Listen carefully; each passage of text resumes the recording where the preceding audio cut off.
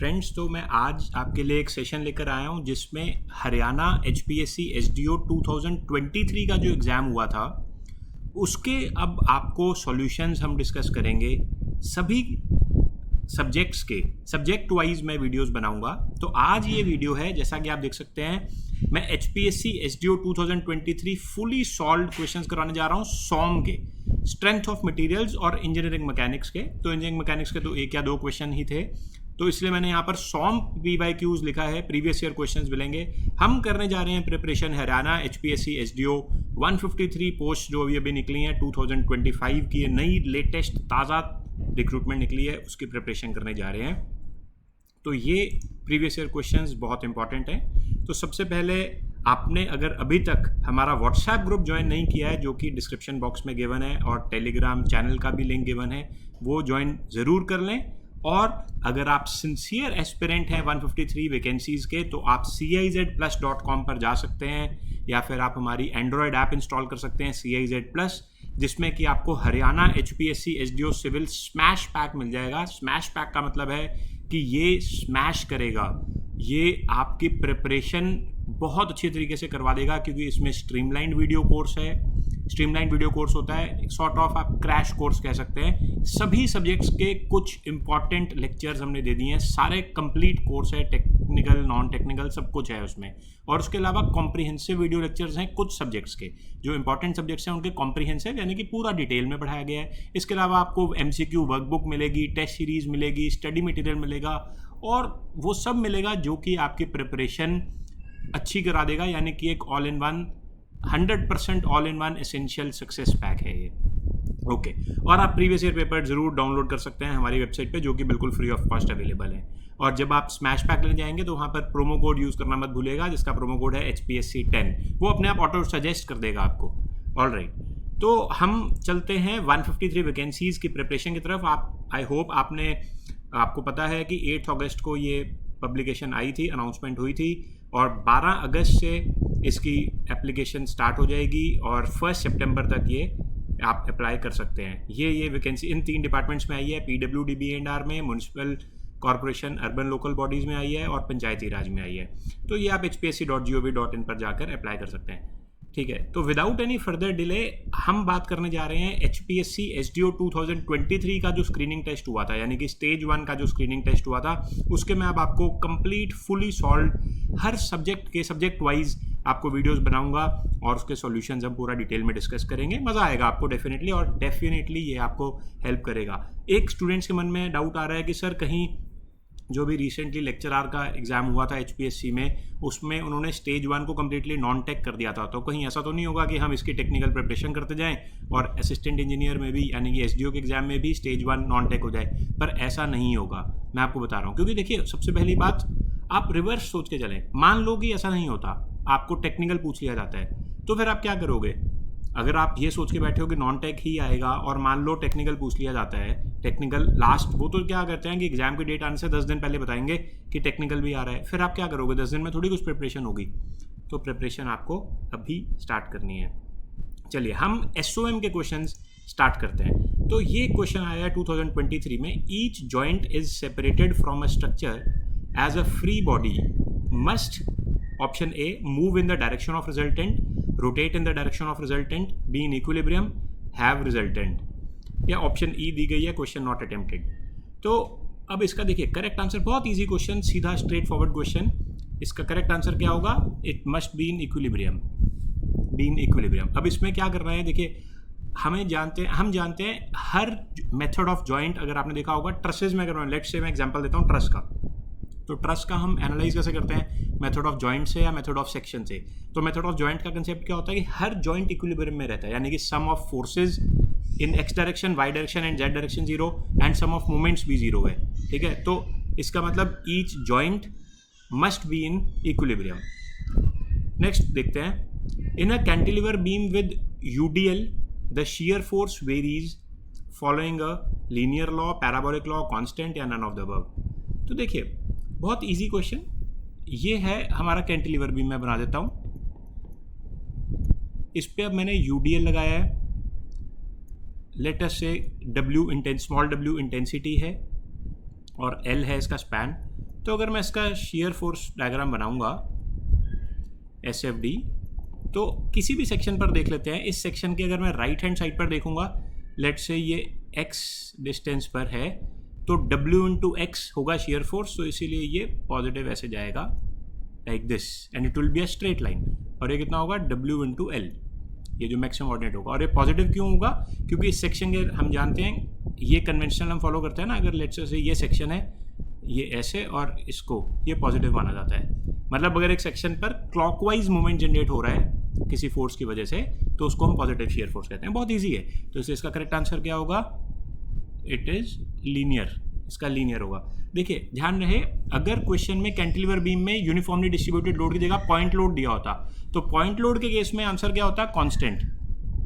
ठीक है, अगर यूनिफॉर्मली वेरिंग लोड दिया होता तो आंसर होता पैराबोलिक। हमेशा 1 डिग्री ज़्यादा हो जाएगा, जितना लोडिंग इंटेंसिटी होगी उससे 1 डिग्री ज़्यादा होगा shear force, और उससे भी 1 डिग्री ज़्यादा होगा बेंडिंग मोमेंट।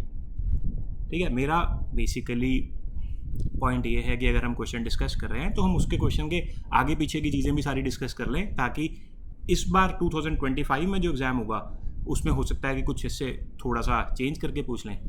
कंसेप्ट क्लियर होना चाहिए। फिर भी अगर कोई डाउट है तो कमेंट बॉक्स में ज़रूर कर देना, हम कोशिश करेंगे कि आपका रिप्लाई करें, या फिर नेक्स्ट वीडियो में मैं उसका रिप्लाई कर दूं। एक और अच्छा क्वेश्चन है, कंसेप्चुअल क्वेश्चन है। The strength of hollow shaft for same length material and weight is dash of solid shaft, less than, more than, equal या नन। तो देखिए, हमें हॉलो शाफ्ट और सॉलिड शाफ्ट की स्ट्रेंथ को कंपेयर करना है जब लेंथ, मटेरियल और वेट सेम है। अब देखिए सिंपल, अगर वेट दोनों का सेम है, वेट सेम है, लेंथ सेम है, मटेरियल सेम है, तो स्ट्रेंथ कौन सी? तो अगर शाफ्ट की बात करते हैं ना, तो शाफ्ट की स्ट्रेंथ हम टॉर्सनल स्ट्रेंथ की बात करते हैं। तो टॉर्सनल स्ट्रेंथ जो होती है, यानी कि मैक्सिमम कितना टॉर्सनल मूवमेंट रेजिस्ट कर सकता है, दैट टॉर्सनल स्ट्रेंथ अगर मैं T से लिख देता हूँ, it is proportional to IP। IP क्या है? Polar moment of inertia. ठीक है, तो मोमेंट ऑफ इनर्शिया जिसका ज़्यादा होगा, पोलर मोमेंट ऑफ इनर्शिया जिसका ज़्यादा होगा, उसकी उतनी ही ज़्यादा स्ट्रेंथ होगी। अब देखते हैं हम सॉलिड शाफ्ट का मोमेंट ऑफ इनर्शिया ज़्यादा है या हॉलो शाफ्ट का।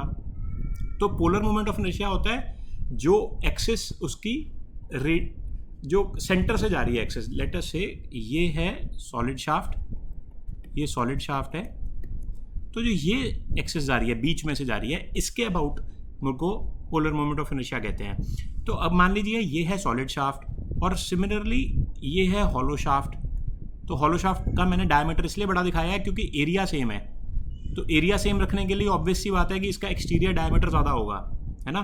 तो अगर आप ये देखेंगे, ये IP सॉलिड शाफ्ट और IP हॉलो शाफ्ट H, तो दोनों में से किसका ज़्यादा होगा? ऑब्वियस सी बात है, क्लियरली दिख रहा है हमें।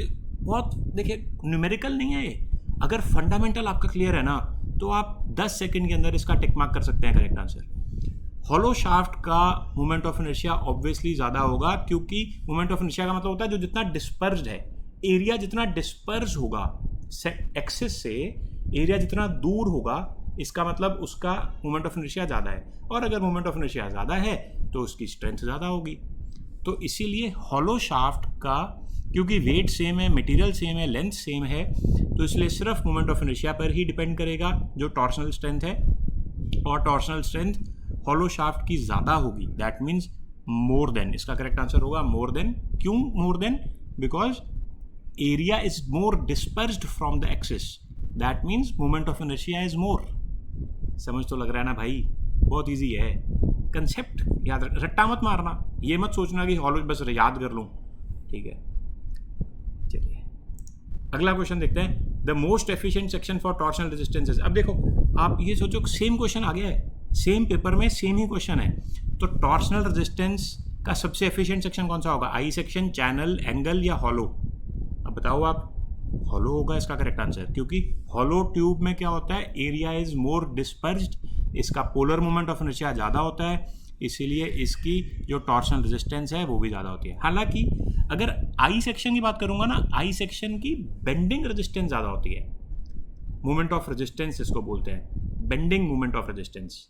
ठीक है, तो आई सेक्शन में वो होगा, बट अगर टॉर्सनल रेजिस्टेंस की बात कर रहे हैं तो वो हॉलो ट्यूब की ज़्यादा है। आगे चलूं? तो मैं आपको एक ये क्वेश्चन कराता हूँ। ये अच्छा क्वेश्चन है, अच्छा नहीं, बहुत सिंपल क्वेश्चन है, बट फिर भी वही क्लियर कर पाएगा, वही इसको अटेम्प्ट कर पाएगा जिसका फंडामेंटल क्लियर है। तो देखिए, अ cantilever beam with length 2L has flexural rigidity EI up to L from fixed end and EI by 2 for rest and carries a moment M at free end. The slope of beam at free end is.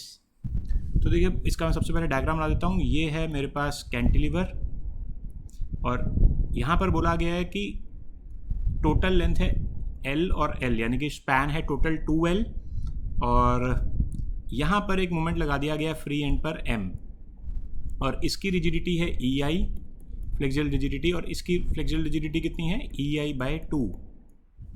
तो अब मुझे ये है, let's say इसको मैं A कह देता हूँ, इसको B कह देता हूँ और इसको C कह देता हूँ। मुझे स्लोप निकालनी है फ्री एंड पर, यानी कि थीटा B निकालना है मुझे। क्या निकालना है मुझे? Theta B। ये मुझे क्वेश्चन में गिवन है। तो मैं कैसे निकालूंगा? यहाँ पर स्लोप निकालने के लिए मुझे जो सबसे मेरा फेवरेट मेथड है वो है moment area method. Moment area method में क्या करना होता है? इसका बेंडिंग मोमेंट डायग्राम बनाना होता है या M/EI डायग्राम बनाना होता है। अगर मैं इसका बेंडिंग मोमेंट डायग्राम बनाऊंगा तो कैसा बनेगा? बेंडिंग मोमेंट डायग्राम देखिए, अगर BMD बनाता हूँ तो क्योंकि ये हॉगिंग क्रिएट कर रहा है तो पूरा नेगेटिव चले जाएगा ये, यानी कि मैं -M कह सकता हूँ, -M। ये इसका बन गया bending moment diagram. But moment area method के लिए मुझे M/EI डायग्राम बनाना है, यानी कि इसको फ्लेक्सियल रिजिडिटी से डिवाइड अगर करूँगा तो क्या बन जाएगा? ये देखिए, बहुत इजी है। तो M/EI डायग्राम बनाने के लिए इतने पोर्शन में, मतलब A से लेकर C के बीच में, तो EI है फ्लेक्सियल रिजिडिटी, ये EI है, तो ये बन जाएगा M/EI। यहाँ से ये तो बन गया, इसका कोऑर्डिनेट क्या हो गया? M/EI। और यहाँ से C और B के बीच में बताओ, EI बाय 2 है, तो इसलिए M/EI डिवाइडेड बाय 2 यानी कि 2M/EI हो जाएगा। तो ये बन जाएगा ऐसे, ये क्या लिख दूँ मैं? 2M/EI। बस M/EI डायग्राम बन गया। तो अब आप स्लोप का जो अब आप इसका इलास्टिक कर्व जो बनाएंगे ना, वो कुछ ऐसा होगा। अगर मैं कलर चेंज कर देता हूँ, कन्फ्यूजन में ना आ जाना, बहुत सिंपल है, टफ नहीं बढ़ा रहा हूँ कुछ भी। SDO का पेपर सिंपल होता है बड़ा। ये देखो, इसकी इलास्टिक कर्व बनाऊंगा ना तो कुछ ऐसे जाएगी, ये इसकी इलास्टिक कर्व चले गई। अरे इतना मोटा भी हो गया, ये इसकी इलास्टिक कर्व गई। अब मैं यहाँ पर एक टेंजेंट बनाऊंगा और यहाँ पर टेंजेंट बनाऊंगा, तो थीटा B और थीटा C, इनके थीटा B और थीटा A के बीच में मतलब मुझे स्लोप निकालना है, तो area between B and A देख लूँगा।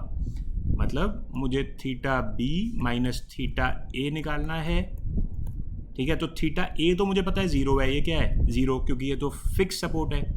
तो B और A के बीच में मैं इसका एरिया निकालूंगा, ये कंप्लीट एरिया, ये एरिया निकाल दूंगा और ये एरिया टोटल जो होगा वो थीटा B मिल जाएगा। तो इसका एरिया निकाल लो आप, कितना होगा? M/EI, इसको और पतला कर लेते हैं, M/EI, ये तो M/EI है इंटू L प्लस M, ये कितना है? 2M/EI into L।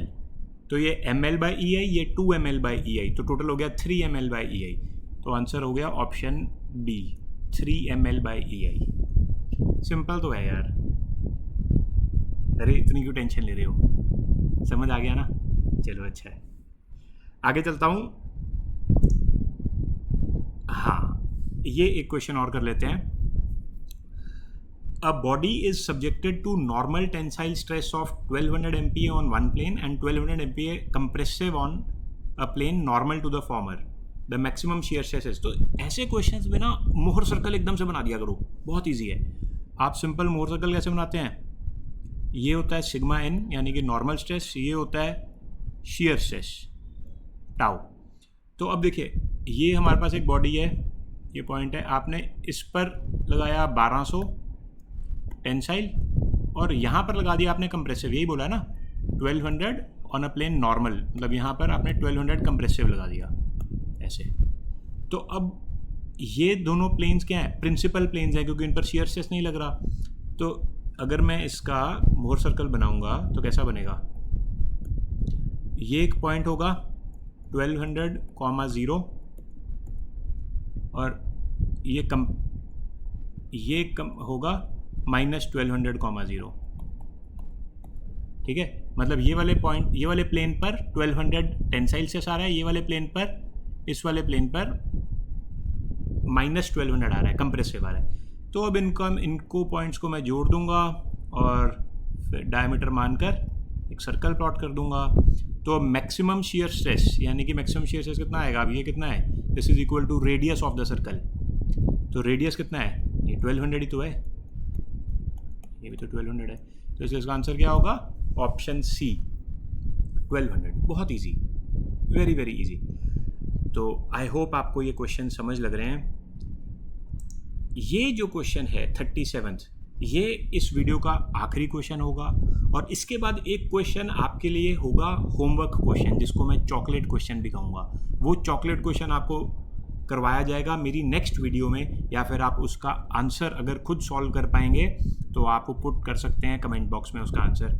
जो अगर आपने सॉल्व कर लिया, सही आंसर सॉल्व कर लिया, तो ऐसा करना बच्चों, अपने घर के पास जो सबसे पास शॉप है ग्रोसरी की, वहाँ पर जाना और 5 रुपये की चॉकलेट खरीद कर खा लेना, क्योंकि मुंह मीठा करने वाली बात हो जाएगी वो, ठीक है। चलो 37th नंबर क्वेश्चन करते हैं। The beam is 200 metre mm wide, 500 deep, another beam B same length, 600 depth, width 300, both the beams are RCC, the ratio of bending strength of A to B is, बहुत easy। bending strength हम जानते हैं M is proportional to Z, simple, ये याद रखना है। M by I is equal to sigma upon Y is equal to E by R, bending equation याद है ना सबको। तो इसलिए मैं क्या लिखूंगा, MA by MB is equal to ZA by ZB, simple, मतलब सेक्शन मॉडुलस। और एक रेक्टेंगल के लिए, अगर एक रेक्टेंगुलर बीम है, ये B है, ये D है, तो सेक्शन मॉडुलस कितना होता है इस एक्सिस के अबाउट, BD²/6, यही होता है ना।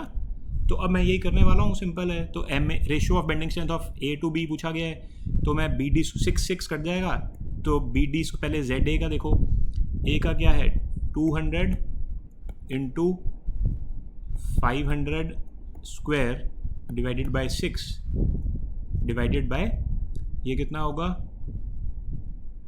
विड्थ है 300 × 600 स्क्वायर बाय 6। तो जब आप इसको सॉल्व करेंगे इसका आंसर आ जाएगा 0.46, क्योंकि मैंने वीडियो बनाने से पहले इसको सॉल्व किया था, इसलिए मुझे याद है। इसका आंसर आ जाता है 0.46, ठीक है। आप सिंपल कैलकुलेटर में डालेंगे, बहुत इजीली 0.46 आ जाएगा। तो ये समझ लग गया आपको। तो आप देख रहे हो क्वेश्चंस जो है ना बेसिक हैं, क्वेश्चंस बेसिक हैं, बहुत बेसिक क्वेश्चन है, बट ये वही स्टूडेंट कर पाएगा जिसका कंसेप्ट क्लियर है। और कंसेप्ट क्लियर करने के लिए आपको थोड़ी सी मेहनत तो करनी पड़ेगी। तो उसके लिए CIZ+ लाया है आपके लिए स्मैश पैक। आप CIZ+.com पर जाएं, वहाँ पर आपको HPSC SDO स्मैश पैक मिलेगा, जिसमें कि स्ट्रीमलाइंड वीडियो लेक्चर्स हैं, कॉम्प्रिहेंसिव वीडियो लेक्चर्स हैं, टेस्ट सीरीज़ है, वर्कबुक है, सब कुछ है, प्रीवियस ईयर क्वेश्चंस है, आपको मज़ा आ जाएगा। उसके अलावा आपको कुछ और पढ़ने की ज़रूरत नहीं है, ठीक है, ओके। तो अब बात करते हैं एक चॉकलेट क्वेश्चन की। तो इसका आप स्क्रीनशॉट ले लो, या आपको ये सॉल्व करना है। मैं इसको अभी डिस्कस नहीं करने वाला हूँ, मैं इसको नेक्स्ट वीडियो में डिस्कस करूँगा, और मैं वेट करूँगा कि आप इसका आंसर निकाल कर कमेंट बॉक्स में कमेंट करें, ठीक है। Bending moment at fixed end of propped cantilever beam shown is, तो ये आपको आंसर निकालना है। सिंपल क्वेश्चन है, टफ नहीं है, पर हाँ ये वही स्टूडेंट कर पाएंगे जिनका बेसिक कंसेप्ट क्लियर है, ठीक है। तो मैं इसको नेक्स्ट वीडियो में डिस्कस करूँगा। आई होप आपको ये वीडियो अच्छी लगी। तो हमने जो क्वेश्चंस डिस्कस करे वो थे स्ट्रेंथ ऑफ मटेरियल्स के। तो जैसा कि मैं बता चुका हूँ, HPSC की 153 वैकेंसीज़ के लिए आपको प्रिपरेशन करनी है, सारे टिप्स एंड ट्रिक्स, स्ट्रैटेजी सब कुछ डिस्कस करेंगे हम। व्हाट्सएप ग्रुप ज्वाइन कर लें हमारा, जो कि डिस्क्रिप्शन बॉक्स में गिवन है, और इसके बारे में आपको ऑलरेडी बता चुका हूँ, स्मैश पैक के बारे में, ठीक है। तो नेक्स्ट वीडियो हम जल्दी मिलेंगे एक और सब्जेक्ट के साथ। 2023 का एग्ज़ाम हम कम्प्लीटली सॉल्व करेंगे। तब तक के लिए thank you very much for watching and all the best.